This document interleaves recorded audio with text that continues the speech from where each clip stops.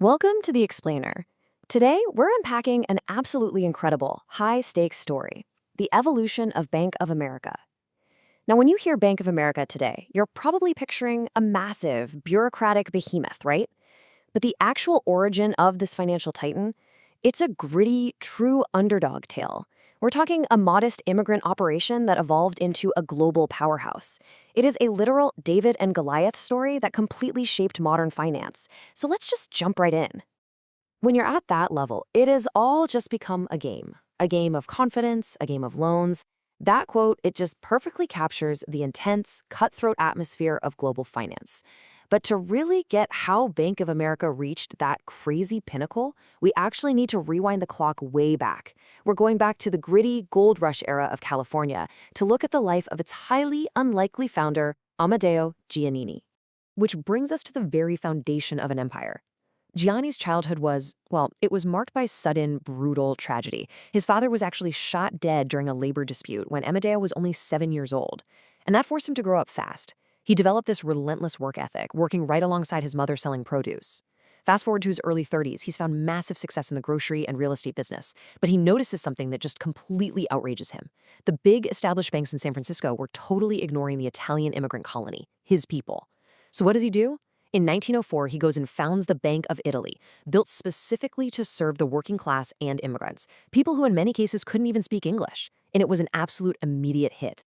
But then, total disaster strikes. In 1906, a devastating earthquake and massive fires completely wipe out huge chunks of San Francisco. Look at this. Before the flames could even reach his vault, Giannini brilliantly hides all the bank's cash, gold, and silver in horse-drawn wagons, totally disguised under crates of vegetables. He is literally smuggling millions of dollars right through the burning streets. And while all the other big bankers are basically frozen in fear, Giannini sets up a makeshift desk right on Washington Street just days later. He starts handing out uncollateralized loans to help folks rebuild, all based entirely on a handshake and personal trust. No paperwork, just trust. He turned an absolute catastrophe into a masterclass in community support, cementing his bank as the most trusted institution in the entire region. Section 2. Conquering Wall Street. The East Coast Invasion. So, aiming to build a coast-to-coast empire, Giannini uses his record profits to swoop in and acquire a struggling bank right at 44 Wall Street. He is literally invading New York, and this sets the stage for an epic clash of titans. Just look at the stark contrast here. You've got Amadeo Giannini, the West Coast underdog, whose whole operation is built on community trust, going head-to-head with J.P. Jack Morgan Jr., the ultimate East Coast Wall Street elite, born into massive wealth and wielding just ruthless market power. Now, Morgan absolutely hated competition. He saw Giannini's rapid expansion as a direct declaration of war. And in a pretty brutal move, while Giannini was actually over in Europe getting medical treatment for a severe illness, Morgan launches this vicious smear campaign. He rallies Wall Street traders to aggressively attack and crush Giannini's bank stocks. Giannini wasn't going down without a fight, though. He forms a massive holding company called Transamerica to consolidate his growing empire. But then comes the great equalizer, Black Tuesday, 1929. The absolute panic of the market crash devastates stocks across the board, triggering a huge wave of bank runs. Giannini, maybe a bit recklessly, tries to buy up his own company's stock just to defend its value. But it fails. And sensing that weakness, Jack Morgan leads another massive raid. But here is the real kicker. The CEO and the board of directors of Transamerica, many of whom turned out to be Morgan loyalists, plot behind his back.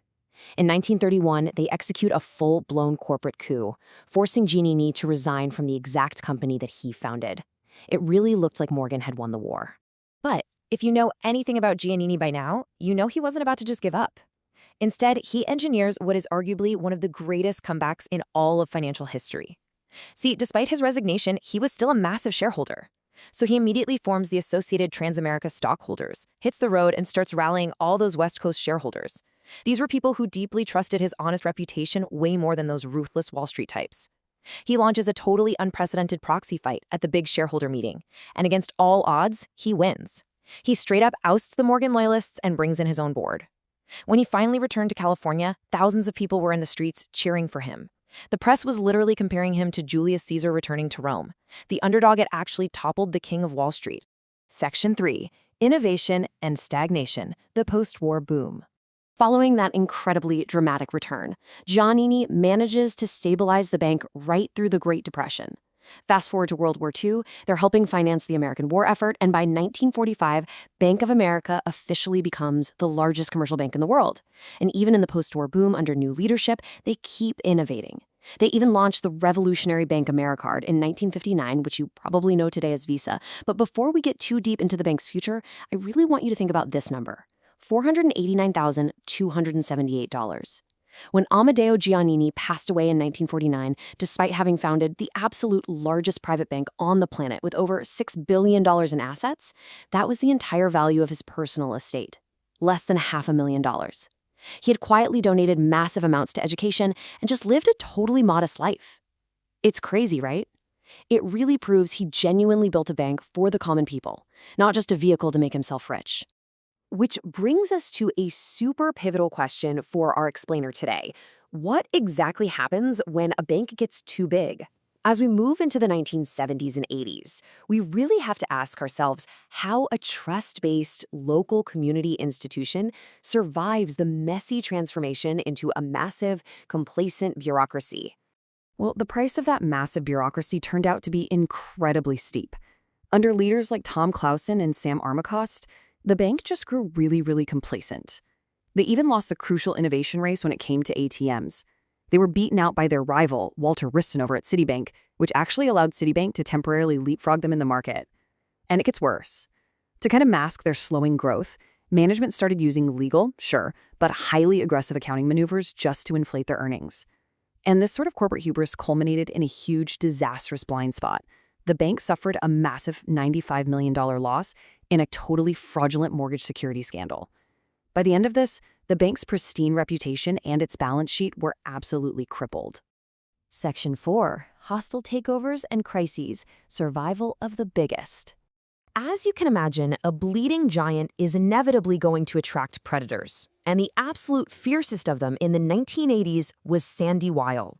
He was this ruthless corporate takeover artist who essentially planned to acquire the plummeting bank and just install himself as CEO. So to save the institution from being completely swallowed up, the board actually brings back former CEO Tom Clausen.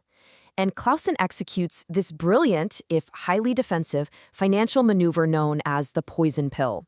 Here's how it works. First, you identify the hostile threat. Second, you issue an absolute flood of new shares to your existing shareholders. Third, that move massively dilutes the potential acquirer's ownership percentage.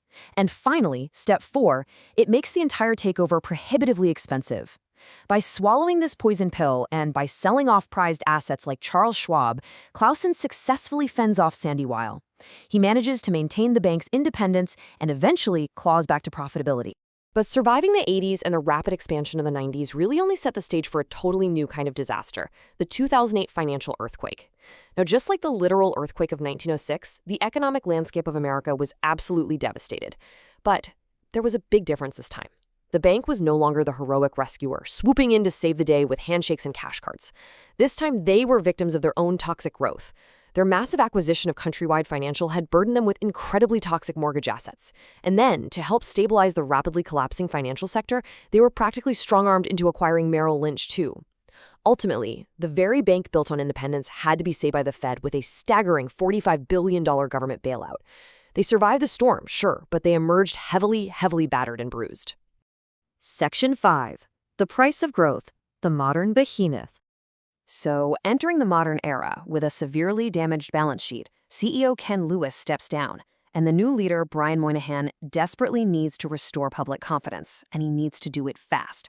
Well, he found that confidence, to the tune of $5 billion. That is the massive, game-changing investment that Warren Buffett injected directly into Bank of America in 2011. It was the ultimate lifeline. Buffett's public vote of confidence instantly signaled to the market that, hey, underneath it all, the bank is still fundamentally sound. Under Moynihan's leadership, the bank really streamlined its operations, shed a ton of risky assets, and leaned heavily into digital transformation, which is what finally brought them back to the robust financial performance we see today. But when you really compare the eras side by side, the contrast is just staggering. Think about it. Back in 1904, the bank's entire focus was on pure community trust. The customer experience literally meant Giannini giving you an uncollateralized loan based on a simple handshake. Now, jump to 2024. The focus is on a massive, highly complex digital bureaucracy. And sadly, for a lot of folks, the modern customer experience is often defined by headlines about regulatory noncompliance fines, massive consumer complaints over excessive fees, and frustratingly delayed service. It turns out, outgrowing your original foundational principles comes with a very real, very steep cost. Which leaves us with one final, pretty vital question to ponder. As we look back at the absolutely incredible survival story of this institution, from fending off JP Morgan, to dodging ruthless hostile takeovers, to somehow weathering the 2008 financial collapse, we really have to ask ourselves, if sacrificing personal trust and that deep community connection for the sake of infinite scale is the only way a massive corporation can survive, is Bank of America still a bank for the people? It's a pretty fascinating reflection on the true nature of modern banking, isn't it? Something to think about. Thank you all so much for joining me on this explainer today. I'd love to know what you think of Giannini's legacy, so keep the conversation going, and I will see you next time.